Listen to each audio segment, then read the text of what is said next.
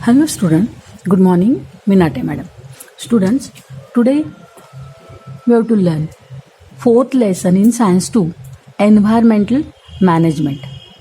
In this lesson, we have to learn some important topics are ecosystem review, environment and ecosystem, environment conservation, environment management and biodiversity hotspot. See the first, what is ecosystem? Ecosystem is formed by biotic and abiotic factors and their interreactions.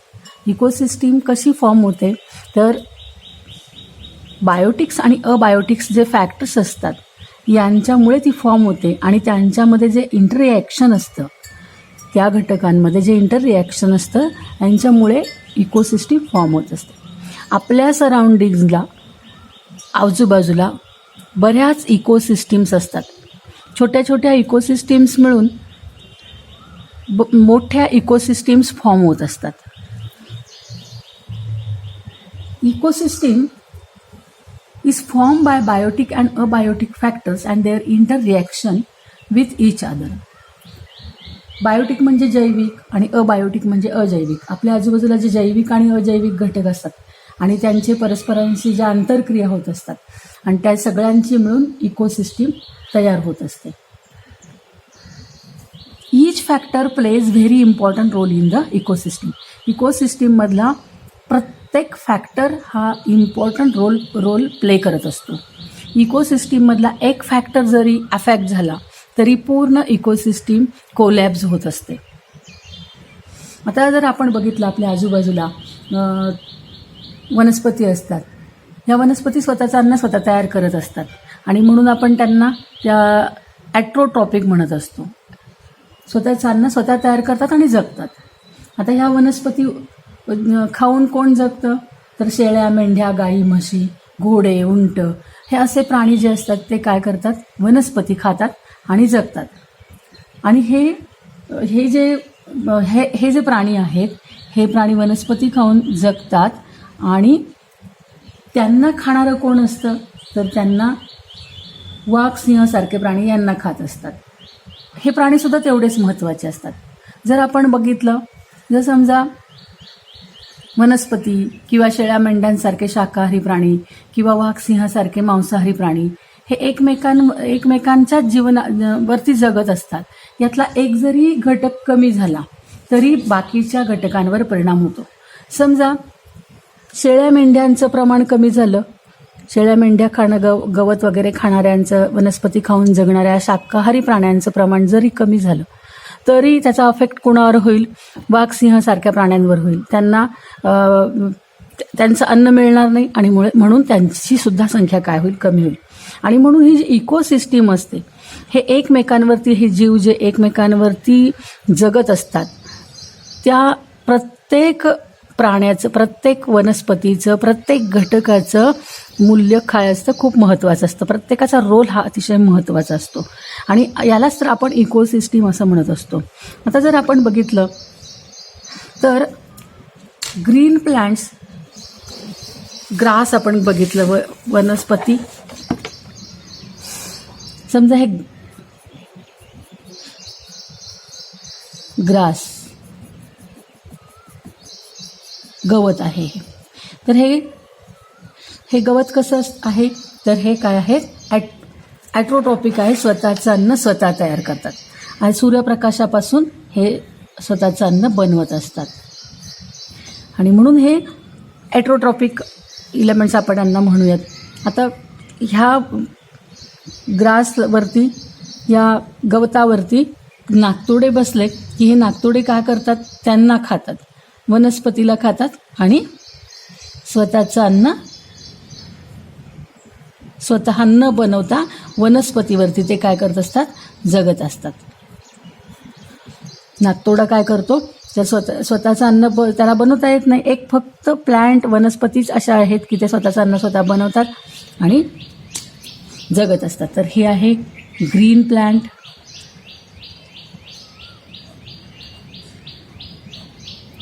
हा आहे grass hopper.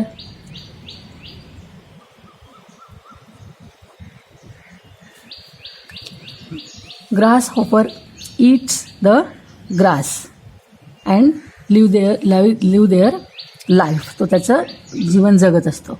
आता grass hopper हे कुणाचं food आहे? Frog. Grass hopper is a food of frog. हे फ्रॉगचं food आहे. पहा,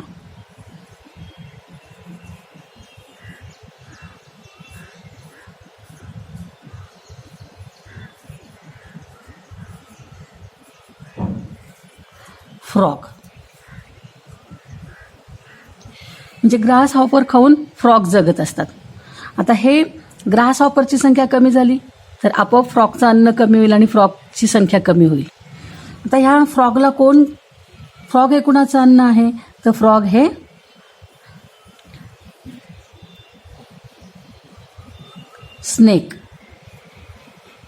snake काय करतात? तर बेडूक खातात आणि बेडूक खाऊन ते त्यांचं जीवन जगत असतात. म्हणून frog is a food of snake. आता स्नेकला कोण खातं? तर ईगल.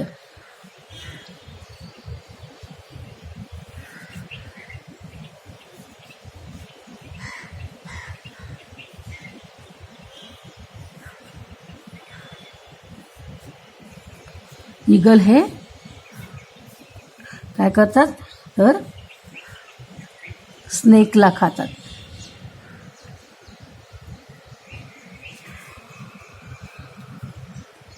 गवत कोण खातं? ग्रास हॉपर ला कोण खातं? फ्रॉग. आणि फ्रॉगला कोण खातं? स्नेकला कोण खातं? Snake is a food of eagle.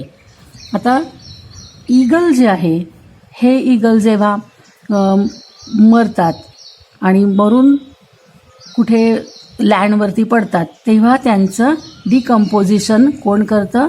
त्यांच्या मृत बॉडीवरती कोण जगत असतं? तर बॅक्टेरिया, फंगाय वगैरे त्याच्यावरती जगत असतात.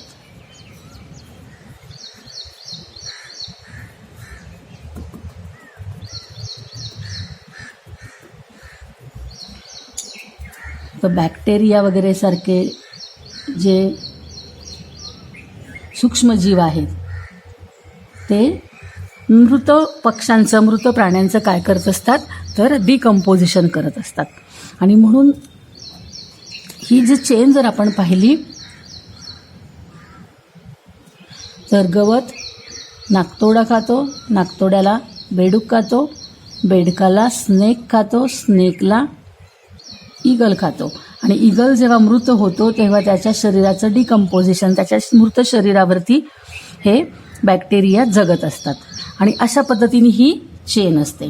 आणि यातला प्रत्येक घटक अतिशय महत्त्वाचा असतो. समजा अचानक जर बेडकांची संख्या कमी झाली तर स्नेकची पण संख्या कमी होईल, आणि स्नेकची संख्या कमी झाली तर ईगलची संख्या कमी होईल, ईगलची संख्या कमी झाली तर बॅक्टेरिया कमी होतील. अशा पद्धतीने जर याला फूड चेन म्हणतात. या फूड चेनमधली कोणताही एक घटक कमी झाला तरी तो घटक पूर्ण चेनवरती अफेक्ट करत असतो. आणि यालाच आपण काय म्हणतो? तर इकोसिस्टीम म्हणतो. तर ही इकोसिस्टीम जी आहे ही अशा अनेक इकोसिस्टीम आपल्या सराउंडिंग्जला, आजूबाजूला असतात. आता ह्या ज्या इकोसिस्टीम आहेत, ह्या इकोसिस्टीम चा फ्लोचार्ट जर आपण पाहिला तर काय असेल? पहा, इकोसिस्टीमचे 2 टाईप्स आहेत, abiotic components and biotic components. Abiotic आणि बायोटिक. अबायोटिक म्हणजे अजैविक घटक आणि बायोटिक म्हणजे जैविक घटक. म्हणजे हे सजीव घटक, सजीवांची एक इकोसिस्टीम्स असतात आणि तशाच निर्जीवांच्या पण इकोसिस्टीम असतात. अबायोटिक कंपोनंट्समध्ये फिजिकल फॅक्टर आणि केमिकल फॅक्टर असे दोन टाईप्स आहेत. फिजिकल फॅक्टरमध्ये air, water vapour, mineral, soil, sunlight ह्या गोष्टी येतात. आणि केमिकल फॅक्टरमध्ये बायोमास येत असतं. आता बायोमासमध्ये काय येतं? तर न्यूट्रिशन्स, सॉल्ट, pH ह्या गोष्टी बायोमासमध्ये येतात. आता हे air, water vapour, mineral, soils हे फिजिकल फॅक्टर आहे. केमिकल फॅक्टरमध्ये बायोमास. तर बायोमासचे पण 2 प्रकार आहेत, इनऑर्गॅनिक सबस्टन्स आणि ऑर्गॅनिक सबस्टन्स. इनऑर्गॅनिक सबस्टन्स म्हणजे कोणते? तर hydrogen, oxygen, nitrogen, calcium, iron हे असे, सोडियम, पोटॅशियम हे जे इलेमेंट्स आहेत ते. आणि ऑर्गॅनिक कंपाऊंड्समध्ये प्रोटीन्स, कार्बोहायड्रेट, फॅट्स अशा पद्धतीचे हे ऑर्गॅनिक कंपाऊंड्स असतात. आता बायोटिक कंपोनंट्समध्ये 2 प्रकार आहेत, ॲट्रोट्रॉपिक आणि हेट्रोट्रॉपिक. ॲट्रोट्रॉपिक म्हणजे स्वतःचा अन्न स्वतः तयार करणारे सजीव, आणि हेट्रोट्रॉपिक म्हणजे स्वतःचं अन्न ज्यांना तयार करता येत नाही असे सजीव दुसऱ्यांनी बनवलेल्या अन्नावरती जगत असतात किंवा दुसऱ्या सजीवांवरती जगत असतात. तर ॲट्रोट्रॉपिकला प्रोड्युसर म्हणतात. ॲट्रोट्रॉपिक स्वतःच अन्न बनवतो म्हणून त्याला काय म्हणतात, प्रोड्युसर म्हणतात. आणि ते कसे असतात, ॲट्रोट्रॉप्स म्हणजे स्वयंपोषी असतात. हेट्रोट्रॉपिक जे असतात त्यांच्यामध्ये 2 प्रकार आहेत, ॲनिमल आणि डिकम्पोजर. आणि म्हणजे हेट्रोट्रॉपिक जे आहेत ते आपण बघितले तर इथे जर आपण पाहिलं तर grasshopper, frog, snake, eagle, bacteria हे सगळे कसे आहेत, दुसऱ्यांच्यावरती जगणारे आहेत, स्वतःचं अन्न स्वतः न बनवणारे. तर हे सगळे कसे आहेत, ॲट्रोट्रॉपिक आणि हेट्रोट्रॉपिक आहेत. आणि ह्या हेट्रोट्रॉपिकमध्ये हे सगळे ॲनिमल आहेत आणि हे कोण आहेत, तर डिकम्पोजर्स आहेत. डिकम्पोजर काय करतात, तर मृत शरीराचं विघटन घडवून आणतात आणि त्याच्यावरती जगत असतात. आता हे जे ॲनिमल आहेत तर ॲनिमलचे परत ॲनिमलमध्ये काय असतो प्रकार, कंझ्युमर्स असतात. तर 3 प्रकार असतात त्याचे. ॲनिमल हा कंझ्युमर असतो. तर त्याचे 3 प्रकार असतात, प्रायमरी कंझ्युमर, सेकंडरी कंझ्युमर आणि टेरिटरी कंझ्युमर. आता प्रायमरी, सेकंडरी आणि कंझ्युमर कसं बघता येईल आता आपल्याला बघा. तर हा ग्रीन प्लॅन्ट हे स्वतःचं अन्न स्वतः बनवतात आणि म्हणून त्यांना आपण काय म्हणायचं, प्रोड्युसर.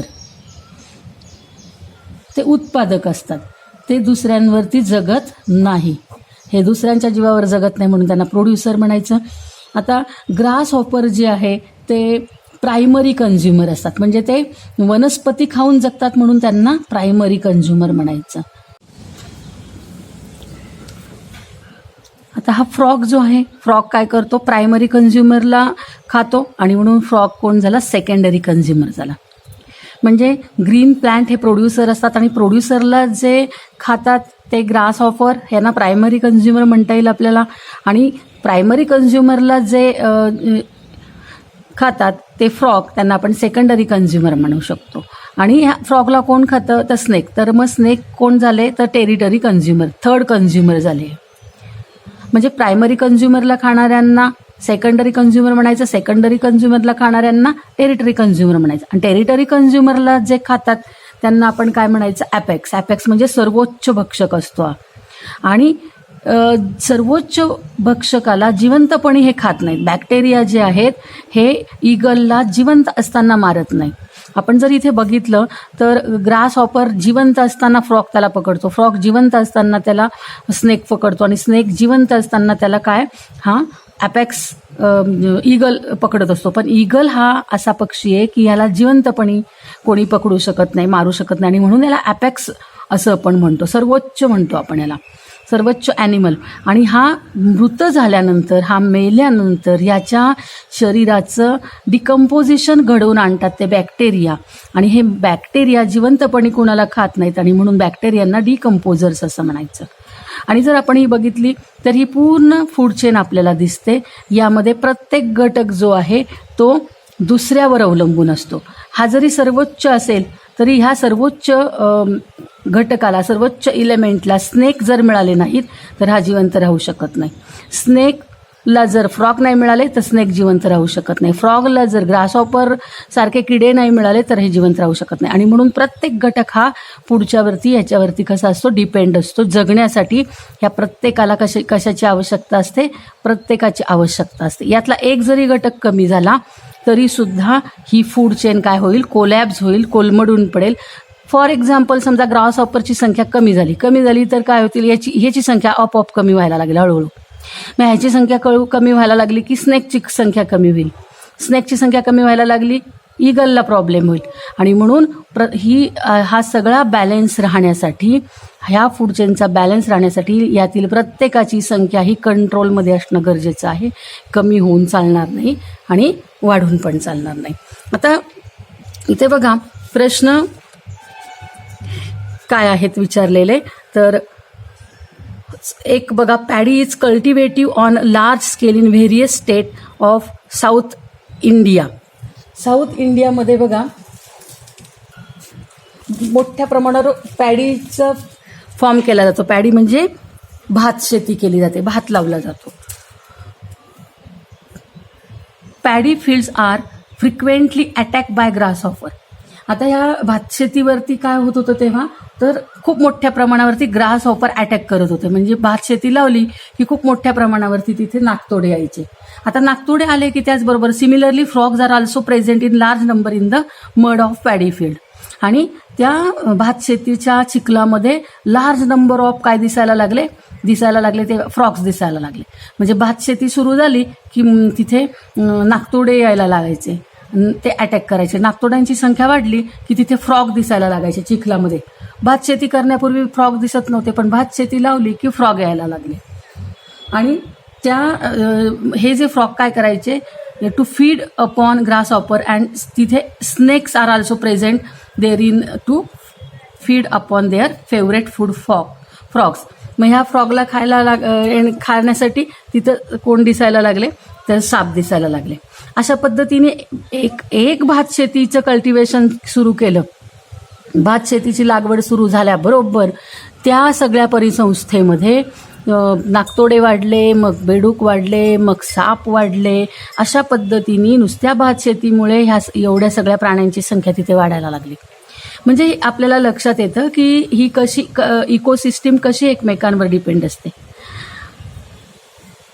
आता समजा इथे एक क्वेश्चन विचारला, however if frog population declines all of a sudden. समजा जर बेडकांची संख्या जर अचानक कमी झाली, असा प्रश्न इथे विचारला. समजा जर बेडकांची संख्या अचानक कमी झाली तर काय होईल? What will be the effect on paddy crop. समजा बेडकांची संख्या कमी झाली तर भात शेतीवर काय परिणाम होईल? What will the effect on paddy crop. Paddy क्रॉपवर काय परिणाम होईल? Number of which consumers will decline and which will increases. कोणता कन्झ्युमर कमी होईल, कोणता भक्षक, कन्झ्युमर म्हणजे भक्षक, कोणता भक्षक कमी होईल आणि कोणता भक्षक वाढेल. What will be overall effect on the ecosystem. पूर्ण इकोसिस्टीमवरती काय परिणाम होईल. कोणती इकोसिस्टीम इथे दाखवली आहे, तर इथे भात शेती दाखवली आहे. आणि ह्या भात शेतीला कोण खात आहे, तर नाकतोडा खातोय. नाकतोड्याला कोण खात आहे, तर फ्रॉग खातोय. आणि फ्रॉगला कोण खात आहे, तर स्नेक. तर ही इथे फूड चेन दाखवली आहे. आणि ह्या फूड चेनमध्ये विचारलं, समजा अचानक हे कमी व्हायला लागले तर काय होईल, कशावर परिणाम होईल. बघा, व्हॉट विल बी द, जर समजा एकदम बेडकांची संख्या कमी झाली तर काय होईल. What will be the effect on paddy crop. Paddy क्रॉपवर काय परिणाम होईल. The paddy crop will get destroy as the population of grasshopper will rise. काय होईल माहिती आहे का, जर समजा बेडकांची संख्या कमी झाली, तुम्हाला विचारलंय समजा बेडकांची संख्या कमी झाली तर ह्या पॅडी क्रॉपवर काय परिणाम होईल. समजा आपण बघूया, हा पॅडी क्रॉप आहे, बेडकांची संख्या एकदम ही संख्या कमी झाली.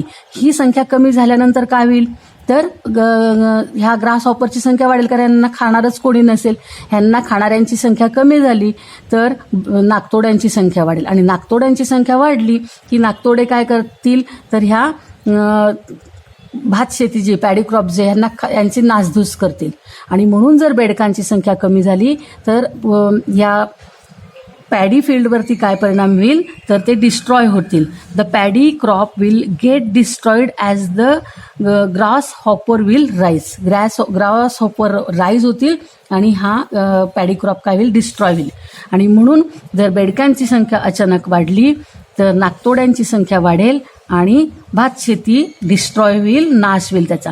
दुसरा प्रश्न विचारला, number of which consumer will decline and which will increases.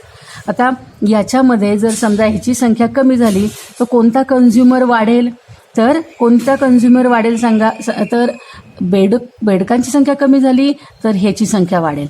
Grasshopper काय होतील, प्रायमरी कन्झ्युमरची संख्या वाढेल. Grasshopper increases, number of grasshopper increases. आणि ह्यांची संख्या कमी झाल्यामुळे हा वाढेल, कारण याला खायला कोणीच राहणार नाही.